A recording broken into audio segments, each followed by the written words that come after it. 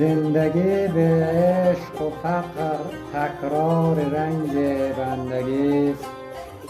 مرد حق را این سه عنصر مایه فرخندگی است. عشق آتش در دل افروزد ولی جان را دهد. فقر تاجی بینیازی بر سر آزادگی است. هر که دل در بند زر از سیم این دنیا نهاد، آخرش سرمایه اش اندوه و درماندگی است.